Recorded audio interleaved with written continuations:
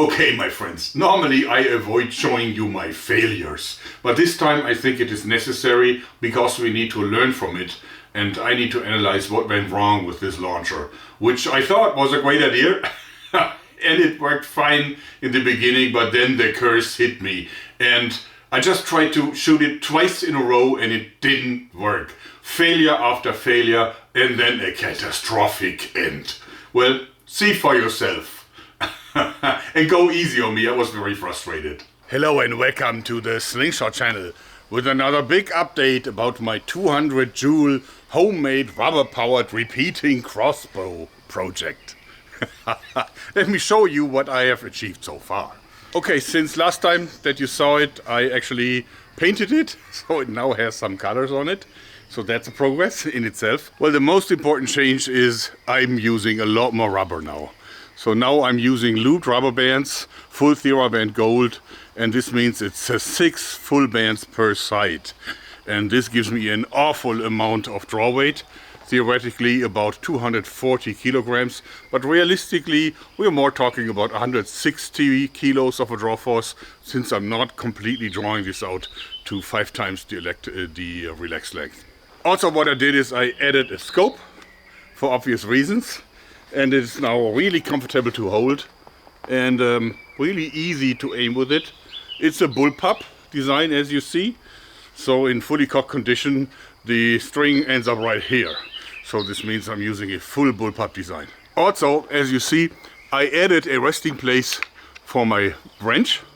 So 2 magnets that hold it in place. So when I put it in, like so, it automatically clicks in place with these here, and I actually painted the right one black, so it's easier for me to identify the right one. So I made my own indestructible arrows, as you see, from stainless steel.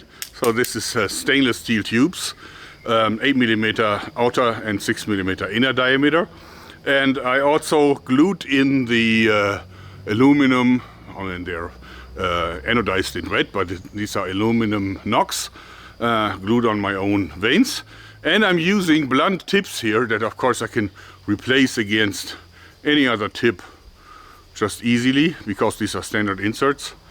I use the blunts because this thing now has so much power that it would go straight through a triple layer archery mat if I would use regular tips. So I'm using the blunts so that my vanes would still stay alive. Now these are incredibly heavy. These weigh actually 80.5 grams, and that's well over 1200 grain. In comparison, this one only weighs 15 grams. So this is 5.4 times heavier than this is. Okay, let's load the bolt back into the weapon. This is very easy. So, clack. And as you see, there's 4 of them in the magazine. And they will automatically reload, of course.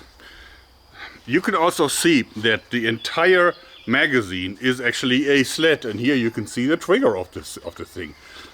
Actually, the true trigger is back here because it's a bullpup. See, if I pull the trigger here, then you can see that in reality I'm really pulling the trigger here. So bullpup design. In any case, the whole thing is pulled backwards with the means of this built-in winch here. So everything moves. The entire magazine with all the bolts in it, with the trigger, everything is moved backwards. Let's get it ready for a shot. Let me walk back so that you can see. Okay, I take out my wrench, I put it in, and I start winding. I put my foot down here. Okay, I'll wind it up. So. Okay, now I got it. I put my wrench back here. Snaps into place very, very surely. And as you can see, now everything is ready for the shot. And let's shoot at my trusted archery mat here. And bang! Some major impact, don't you think? And now I can repeat. I can simply do the same trick again. So I put it down again. I take my ratchet out, and now the first windings I actually have to move it downwards because the string actually is wound up so tightly in here that there is resistance. Since this is paracord, and paracord actually has some creep, so it lengthens a little bit. But this of course changes after a while, and then the rubber bands want to bring it down. And this is why I need a wrench and not a ratchet, since I now have to hold it back, otherwise it would slam the whole slide downwards. Okay, as you see, now it engaged, and I'm ready for cocking it again. See, I don't really have to fumble around with the strings. None of that is necessary. I simply bring it up again, like so, until I'm ready for the next shot. Put my wrench in the resting place. Take up the weapon. Let me aim a little bit lower for you now, and so easy. Alright, a lot of you guys will now say the rate of fire is too low.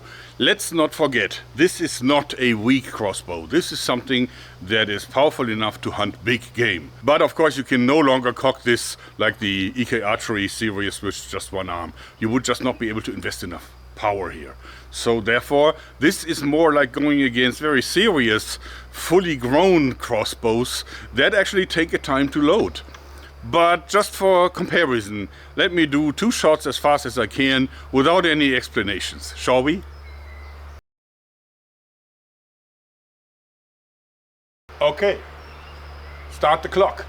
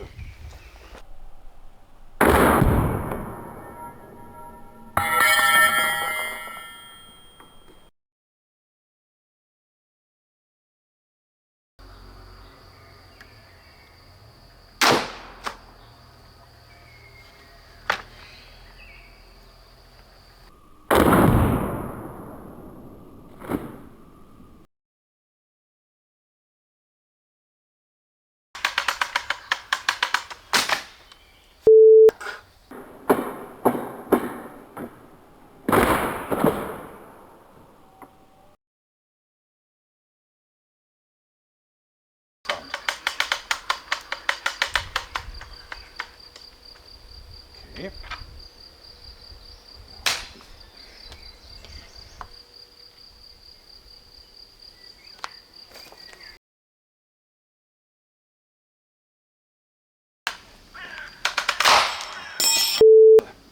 And now the string tiered, and the whole thing is a piece of shit. Everything is broken. Next project.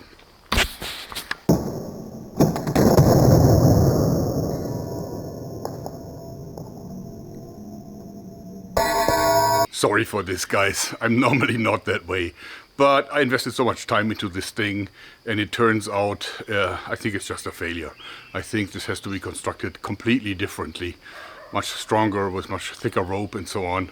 I will not give up. I will continue on my quest. In any case, if you want to do something for me to somehow heal my soul, I have started a new page on Facebook. It's called the Arnold Archives, and for those of you who know me, you know that I've been into weightlifting for a long, long time, practically all my life, and I'm an Arnold Schwarzenegger fan through and through.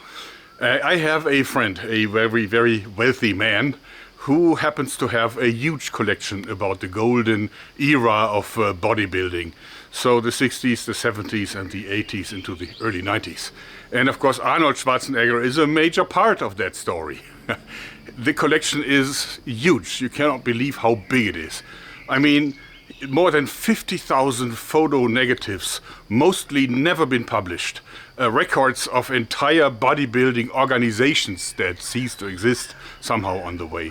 He has some of the coolest photos of Arnold, Serge Nubret, and all the heroes from back then.